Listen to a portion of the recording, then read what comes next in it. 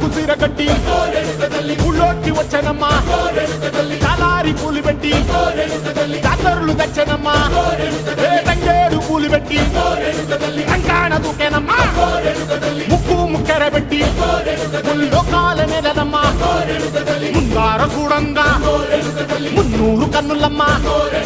ఎదుగాల చూడంగా ఏనూరు కన్నులమ్మా సాధు సిద్ధులంతా సాగిల బట్టరమ్మా మహారాజు రాజులంతా